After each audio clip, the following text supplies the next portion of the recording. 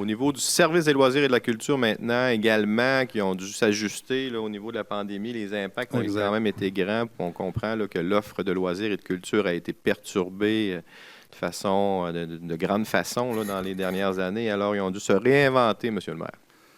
Exact. Alors, nous avons continué à investir quand même dans nos parcs de quartier. C'est important. Là. On en a plusieurs, mais on en manque encore. Alors, le parc de la Tourbière, que nous avons fait un beau parc à ce niveau-là. Près des tennis, oui.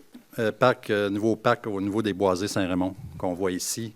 Justement, on a un autre projet cette année de tout le clôturer. Là, ce n'est pas encore fait. Ça va être fait au cours des prochaines semaines.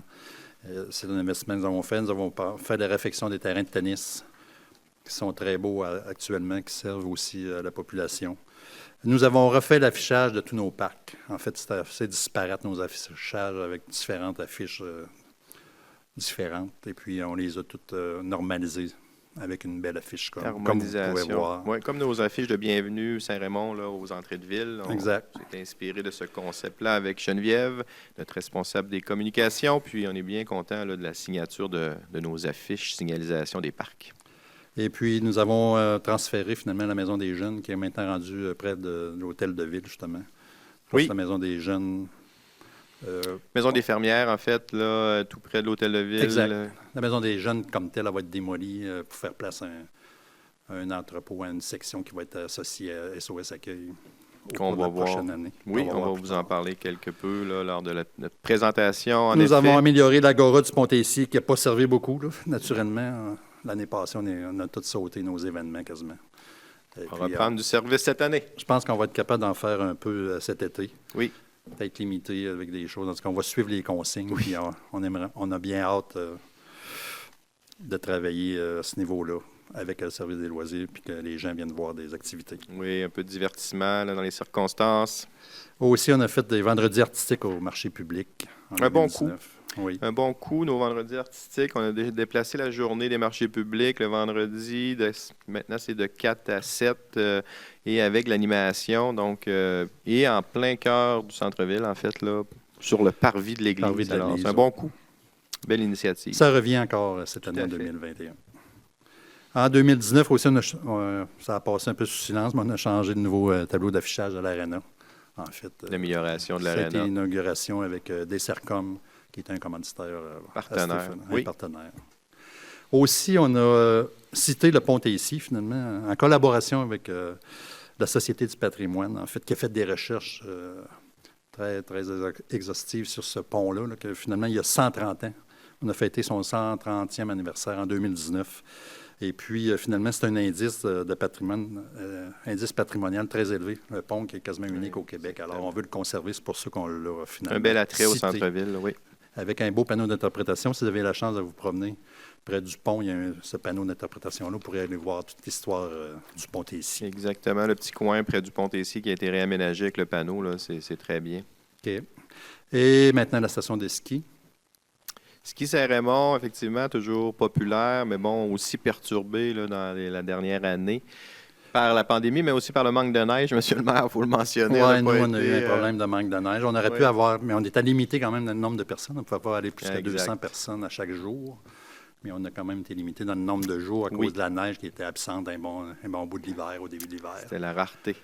Et puis, vu qu'on n'a pas de canon à neige aussi, là, ça fait qu'on était limité. Donc, on a fait quand même quelques petites choses au centre de ski. On a fait une station plein air. Là, oui, améliorer l'ambiance, effectivement, sur les lieux. Là, les gens peuvent profiter d'un petit coin feu. Nous avons ajouté des casiers. Nous avons finalement un nouveau logiciel en ligne. C'est important aussi pour la réservation. Une chance qu'on a eu ça là, cet hiver précisément, parce qu'il fallait limiter le nombre de réservations. Avec ça, on était capable de le faire. Ça a très bien été à ce niveau-là pour l'accueil des gens, sans contact, billets achetés d'avance. Alors, on tente toujours, bien sûr, d'améliorer notre centre de ski et nos infrastructures en général d'année en année. C'est sûr qu'au niveau du centre de ski, nous avons besoin d'une aide financière gouvernementale à ce niveau-là. On est à l'affût. On a un projet qui est là, celui-ci, là, la maquette que vous pouvez voir. On veut l'agrandir. Naturellement, il est trop petit. Actuellement, il ne peut pas recevoir tous les gens qui sont là, soit pour prendre un petit lunch à l'intérieur ou se reposer simplement. et tous les services sanitaires, etc. Puis on veut le convertir aussi un peu 4 saisons. Alors, exactement. Disons que notre bâtiment a besoin d'amour un peu, là, puis il a rendu de bons services dans les dernières années, mais on est rendu là, à le revitaliser puis agrandir aussi. Alors, ça fait 2 ans qu'on se promène avec notre projet en dessous du bras. Là. Ça va venir. Les différents ministères. On va y arriver un jour. Puis, ça va venir, on va venir qu'à avoir une aide et puis on va le réaliser. Exactement. Je pense qu'on est sur le bord de. Aussi, on a fait des offres d'activités adaptées. Bien, ça, au cours de l'année passée, cette année, finalement, on a fait toutes sortes de shows en direct sur Internet. Il a fallu s'adapter, effectivement. C'est important. Pas d'audience. Et puis, on a fait ça. Mais ça a été quand même apprécié parce que les gens n'avaient pas trop grand-chose à faire. Puis, ils étaient avides de voir des choses. Un peu d'activités autonomes, justement, dans le cadre de la fête nationale. Des parcours animés, des rallyes, que les gens, de façon autonome. On a fait beaucoup de choses pour les familles, les jeunes familles. Alors, on pouvait courir ça un peu, puis ça faisait des activités pour sortir, puis se promener à la Saint-Raymond. Avec notre fameuse scène mobile également, là, qu'on a pu utiliser sur le site du centre de ski là, pour des genres de ciné-shows, là, en tout cas des spectacles en voiture. Là, les gens peuvent, un peu comme au ciné-parc, mais c'est un spectacle là, sur scène. Formule particulière qui a été appréciée dans les circonstances originales. Là, on est bien content d'avoir pu offrir ça dans les... Il a fallu trouver des originalités où on faisait rien. Dans le respect des consignes. C'est ça.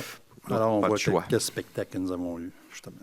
Tout à fait. Cinéparc aussi, qu'on a utilisé en plein air. 2020 a été une année pour se réinventer au niveau de l'offre. Ça n'a pas été facile au niveau des loisirs, bien sûr, et de la culture.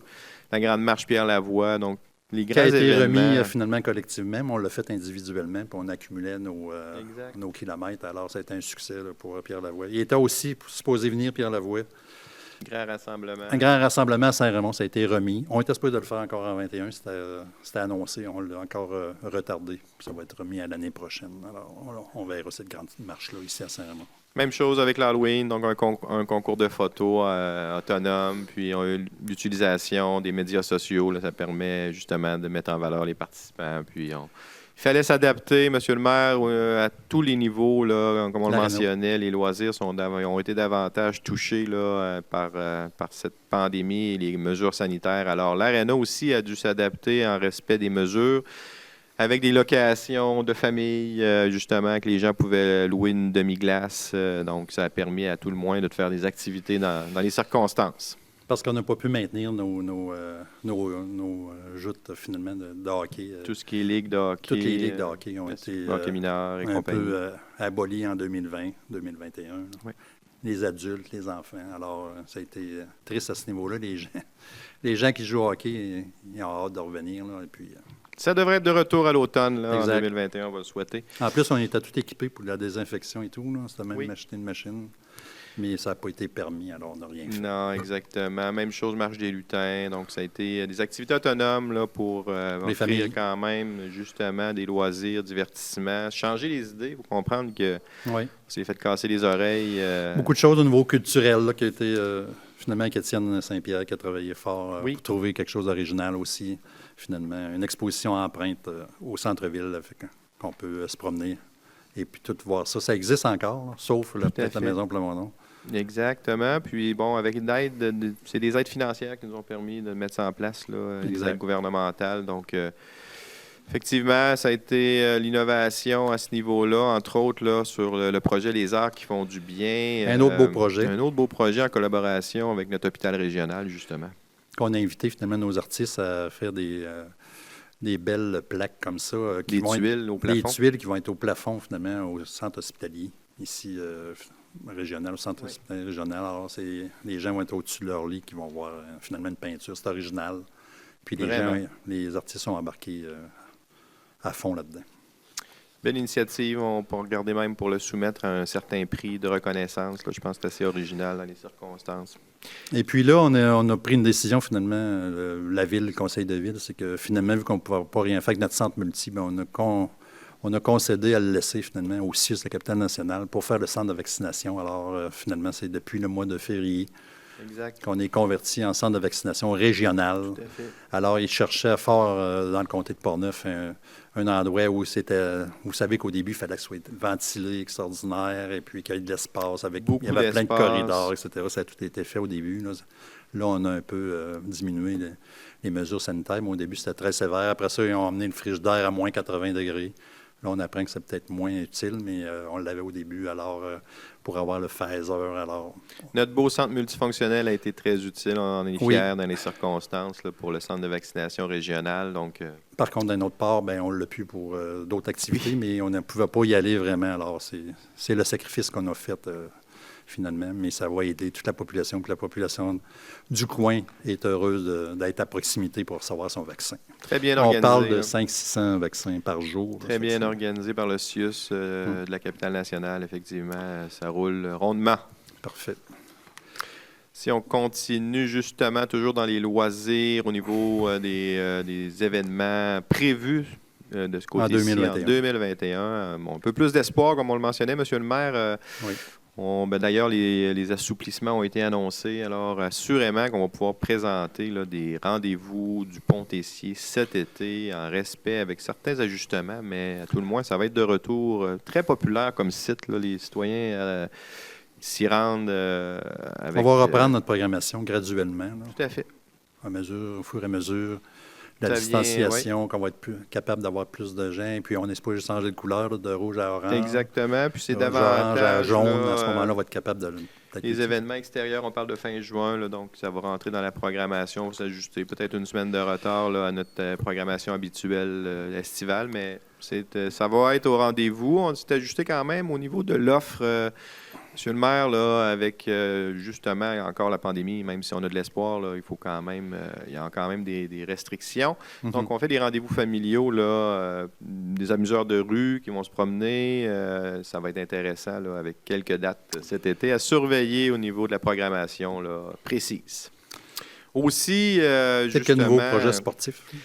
Sportif et autonome. Donc, on comprend, c'est très populaire aussi depuis quelques années. Les familles aiment avoir la possibilité d'aller dans un parc puis pratiquer une activité spontanée. Donc, des fois, on ne prévoit pas notre week-end.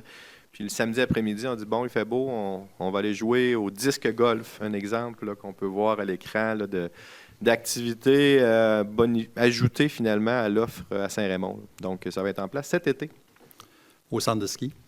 À différents endroits. Là, dans des parcs? Oui, exactement. Là, surveiller nos médias sociaux pour vraiment voir la localisation exacte, mais ça va être installé avec d'autres initiatives là, qui seront mises en place aussi là, au cours de l'été et de l'automne. C'est des activités qu'on peut faire individuellement, un peu comme le golf qui a été permis finalement. Alors, c'est poursuivre un peu cette tendance. Nouvelle tendance, activité autonome et sécuritaire. Puis on ajoute quand même des activités événements, comme on peut voir. Le Musipark est quand même une formule intéressante selon les mesures sanitaires qui seront en vigueur. On entrevoit là, de représenter sur le site du centre de ski un spectacle de ce genre. Il y a une fête automnale, une fête de l'automne des couleurs qu'on veut mettre de l'avant à Saint-Raymond là, cette année. C'est un peu une nouveauté, là, disons, célébrer l'automne et les couleurs du plein air là, qui sont fantastiques là, autour de nous avec les paysages et des expositions thématiques qui vont reprendre. Là. Donc, surveiller nos médias sociaux puis les médias en général. Là, puis on va en parler également lors des séances du Conseil, M. le maire. Oui. Puis on distribuera l'information précise là, sur les dates d'activité puis tout ce qui va être offert là, à partir de cet été. Parfait. Nous sommes aussi à travailler finalement sur... vous savez qu'on a acheté un grand terrain pour faire un grand terrain de parc et terrain de jeu finalement à proximité ici de la Maison de la Justice. Tout à fait. Et puis, c'est un immense terrain de plus d'1 million de pieds carrés. Et puis, finalement, cette année, on va s'attaquer à faire 3 terrains de soccer, en fait, égaliser le terrain, etc., finalement, et puis tout mettre le système semer, etc., pour que ça soit prêt l'an prochain. Ça fait que ça va être fait. Là, on investit 300 000 $. Ça, il faut que ça soit clôturé tout le tour aussi. C'est un beau terrain pour l'avenir. C'est une première phase d'un grand plan qu'on voit un petit peu plus loin, là, finalement.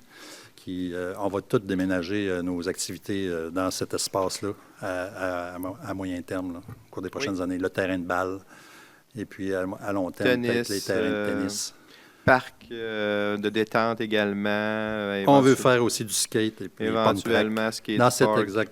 On voit un peu, c'est un plan d'ensemble de toutes ces activités-là qui vont y être assemblées, qui vont y être rassemblées. Beau projet. On va avoir besoin d'aide gouvernementale également. On prend l'initiative de débuter, justement, parce que les besoins de soccer sont vraiment pressants. Là. On manque de terrain de soccer là, pour assurer une qualité de surface. On a beaucoup de jeunes actuellement à la ville, fait qu'il manque de terrain, il manque de place. Ils sont surutilisés, alors il faut en faire d'autres. Tout à fait. On va sûrement avoir la chance d'adresser une demande d'aide aussi dans les mois et années à venir pour ce projet-là. Exact. Aussi, on a travaillé justement d'autres projets, les plateaux sportifs à l'école secondaire Louis-Jobin. On sait qu'à l'école Louis-Jobin, il manque de plateaux sportifs. Alors, on essaie de travailler de concert avec le centre de service scolaire. Centre de service et non la commission scolaire, vous avez raison. Exact. Il faut s'habituer. Exact. Donc, des projets, effectivement, qu'on est en planification moyen-long terme. Là. Vous l'avez parlé de la bibliothèque, plateau sportif, le skatepark, pump track. Bon, Saint-Raymond est un peu la capitale du vélo de montagne, donc on veut y aller avec un aménagement à la hauteur. On a un pump track vélo de montagne, mais on va avoir un pump track et puis skatepark pour les autres sports à roues. Là. Tout à fait. Puis comme vous l'avez mentionné aussi au début de notre rencontre, là, les parcs en général qu'on veut bonifier, le secteur Bourg-Louis qu'on cherche depuis quelques temps. Bon, je pense qu'on a quelques options là, sur la table pour ce secteur-là. Puis Lac-Sept-Îles, là aussi, on est en planification d'un parc là, près du Club nautique là, pour 2022-2023. Exact.